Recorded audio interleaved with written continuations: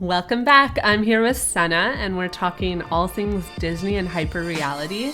So in case you missed the first part, Sennah is simultaneously a Disney park. Well, I don't know if you're a lover, but you've been to one. Yeah. That's more than I two. can say. Two. But you're also a skeptic. And this confused Sennah as much as it did me, so she wrote a paper about it. So in part one, I brought her on to rack her brain about Disney and hyperreality and how the parks create this hyperreality. But in this part, we're just going to talk about fun things, i.e. crazy stories that I dug up from Reddit. Okay, so here are behind-the-scenes stories from Disney. These were all prompted by someone asking, "Current employees, please share the craziest things that you've seen happen in a Disney park." These are hilarious and horrifying at the same time. Okay, number one. I don't even know if I can read them. I was working in the kitchen at Cinderella's castle when this family of four came in for dinner. About halfway through dinner, the husband politely stands up and taps his glass for attention. He announced that his wife of 15 years had been cheating on him for over a year. The entire place stood still in shock. He motioned for his kids, paid the waitress, and left his crying wife at the table. This sounds like a movie. It sounds like he definitely had to like plan that. Like, I bet you all year he was like, I'm gonna do it at Disney. Like, I'm gonna ruin the Disney trip. For sure, it was. Do you think people clapped? I hope. I would have. But it was definitely pre-motivated. Is that the word? Yeah. Yeah. Or meditated. Pre-meditated. And motivated.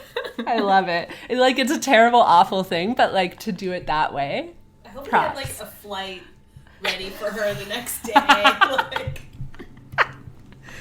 those poor children. Yeah. That's the only thing. So there's an example of someone not complying with to the hyperreality of Disney. Okay. Disneyland, 1997. A family attacked a Pluto, pushed her into the fountain. I didn't actually see the attack, but just got to deal with the aftermath backstage. Backstage. Later, Pluto told me that the family was mad that she had to take her break after they waited to get a picture. I think Pluto either broke her arm or her leg. I can't remember. The family was arrested. Poor Pluto. Yeah. That's intense. I love how even here, like, Pluto doesn't have a name. It's just Pluto. that's the other thing that I heard was that even if you've played a Disney character, you always have to refer to them as your friend. So it's like, this one time my friend Belle was doing this, and even if it was like you. You were Belle, and you would have to say my friend Belle. That's wild. That's too culty. Yeah. It's like nuts. You're never supposed to like break the magic. So if you get home at the end of the day and you've been Belle all day, you have to say to like your partner, like, "Oh, today Belle at the castle," yeah, not like your friend at work. Yeah. That's so And weird. I remember also reading in one of the Disney books that I was using for my paper that some cast members would say that they would come home or finish their shift and they'd just be smiling at everyone because they wouldn't be able to break character, and people would be like, "What's wrong with you?" Because it like wouldn't be normal to smile that much, and that they actually had to it took a while to come out of that character. It hurts to smile that much. So emo. I get it though, because this brings me back to my days when I was a server. And for those who haven't worked in restaurants, if you turn a corner in a restaurant, you have to yell "corner," because they don't want you to crash into someone holding like a scalding hot bowl. And so I was working at restaurants so often that I couldn't like iron it out of myself. And so I'd be walking like around York University and I'd turn the corner and yell, "corner!" And I'd like look all around me and be like, did anyone see me do that? It was terrible. I did that too. We would say "behind." So if I was behind. I do it too, and it freaks people out. But it's smart. It is really It's safe. smart. It's very safe. Okay, this is another good one. In one of our classes, they explained how the characters have to have leads with them at all times. Since Goofy was stabbed by a man who had been arguing with another adult about whether Goofy was a person in a costume or a real 6-foot dog in a hat. They also showed us how to pose for photos. Both hands had to be visible in all photos, so the guests can't use the photos as evidence that the characters were touching their butts. I hate that this has to be a thing. That's just too much of a level of self-awareness. I should check my photos with Winnie the Pooh. Yeah, you should. Anyways, I'll link some of the articles and threads where I found these stories in the show notes in case you want to read all of them. They're pretty hilarious and terrifying. So, Sennah, do you think you'll ever go back to a park? I don't think so. I think I'm too nervous about being like a Debbie Downer. I'm curious about, it's funny, I'm curious about like Harry Potter, like the wizarding world, because I've gotten like into Harry Potter again. But for Disney, I think I still have a tumultuous relationship with Disney, so I don't know if I'd be able to go back there. I feel the same way. Well, I've never been. But there is a tiny little bit of me, especially like having had this conversation with you, and I've had similar conversations with other people who recognize like the problematic element of the park, but are also like, it's really an experience. So there's like a curious part of me that wants to go in and just see what I think of it, if that makes sense. I would argue that you already have by going to Vegas with me. Vegas is the adult Disney. But that's what people said about it. And I think it's even better. Yeah, but yeah, that's probably the closest feeling. If you don't end up going to Disney, I would say Vegas is very close to it. It's that same feeling of like just pure happiness. I wouldn't say it's safer, but it definitely safer than Vegas, unless you're Pluto, apparently. But okay, and this is such a terrible thing to say, but I don't want to go to somewhere that's that safe. It weirds me out. I know what you mean. It's too sanitized. I don't know. It feels fake. And also like nowhere can be completely happy or completely safe. Like we keep saying that, but it's And also then like I'm sure pickpocketing happens all the time there still, because people probably think that they can just do it. Yeah, that's so true.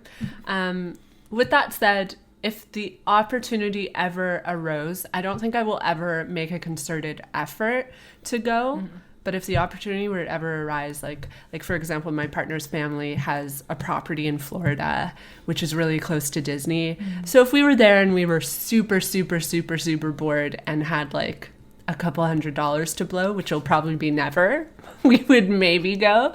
Because then I would be interested in like going in and just analyzing it. But I don't know that I would enjoy it. Well, maybe Disney can sponsor you to change your mind. Oh. After we... Oh, yeah. I've already plugged, like, I want to go on a yoga retreat just to see how I feel about a yoga Change retreat. my mind about Disney, Walt. I'm like the anti-influencer, apparently.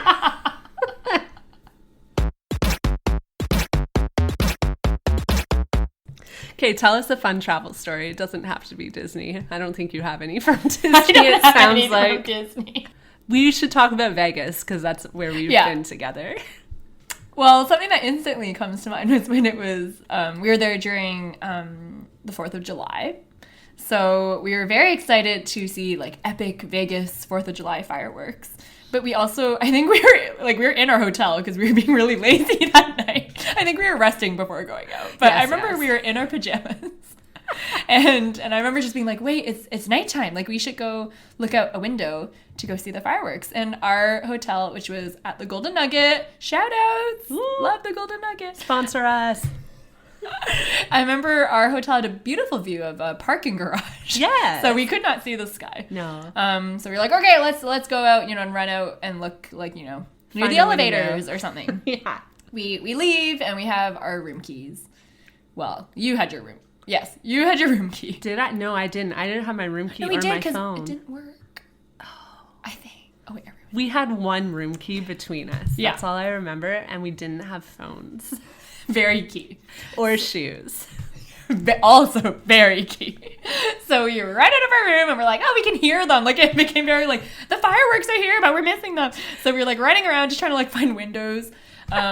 We did not see any fireworks. Like they stopped. And then we're like, oh, okay, whatever. Let's go back to our room.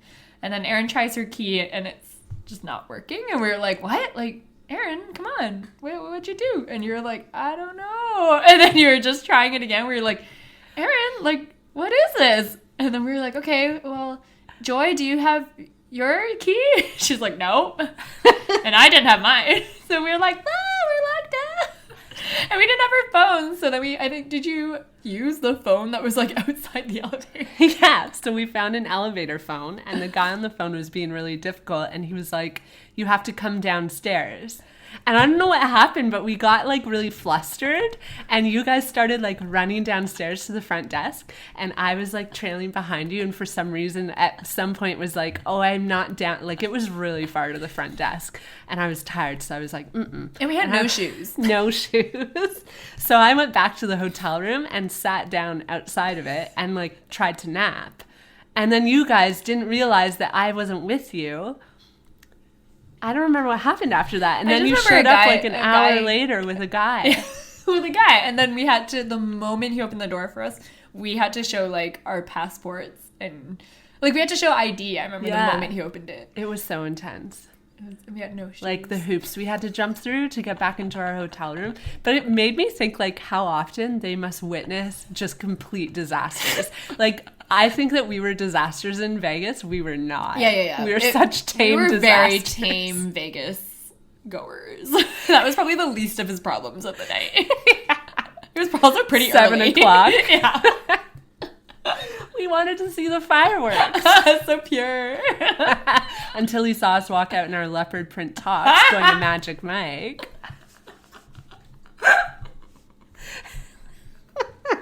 Another great little tidbit from Vegas was when we rented a car and we were all wearing tinfoil hats because we were going to drive to the extraterrestrial highway in Nevada somewhere. I don't even know where. Yeah, Area 51. Area 51. And we had rented this car online and we went down to the hotel desk to get the keys in our tinfoil hats. Everyone's staring at us, but we don't care. They give us the keys and we walk out to the garage and Joy like clicks the button and this car lights up and we all stop and look at each other. It's this red Mustang and we're like, did it just beep? And you're like, no, I couldn't have. And Joy like clicks the button again and it's like beeping and we're like, no. And we walk up to it and we're just screaming because like they didn't tell us. It was beautiful. It was a beautiful convertible, like shiny red. And when you opened the door, there was like a little light that projected a Mustang onto the ground. Yes. And then we had to YouTube how to put the roof down because it was really hard. We watched this like guy be like, now you gotta pull this lever. Yeah. And the roof will pop down like this. So extra that car. I couldn't believe it. And like I'm convinced that she gave us that car and didn't tell us because she was like props to the tinfoil hats. I like to hope, yeah. Yeah. We had that little extra something. We deserved that car that day. It's really terrible, but that's one of those moments where I realized like there is like consumerism in me because like that car made me feel so good. We were saying we had big dick energy from the car. We were so happy and confident. I understand men now. We had so much power. So much power. So with that, Sennah, thank you so much for coming on the pod and sharing all your Disney knowledge. Plug your own projects. Oh, I have a book, and it's called How Do I Look? And it's available at Metatron Press, and it's a bunch of really short poems about pop culture. Yeah, they're incredible. Thanks. Buy Sennah's book. Listen to me, guys. I'm being very demanding on this podcast today. Bossy. It's that big dick energy. Vroom, vroom. Okay, so we have some news to share. and that is that this is the end of season 1. We're going to be off for the next month, and we'll be back in September for season 2, which I promise will be bigger and better than ever. And don't worry, you won't be alpaca-less for a month. We have a bit of bonus content that we're going to send your way during our brief hiatus so that you don't forget about the show, so stay tuned. Okay, thank you, Katie, for making us sound so profesh. If you'd like to get in touch with us, you can find us on Instagram at alpacamyBagsPod. We also have a website, which is alpacamybags.ca. Now for the spiel. If you like what you're hearing, review us. And please remember to subscribe while you're at it. Reviews really, really help us, even the negative ones, so please leave a review. Sadly, you won't be tuning in every other Wednesday until September. I hope you all get to alpaca. I've said it so many times. I hope you all get to alpaca your bags soon. Until next time, I also hope you get big dick energy. Bye-bye.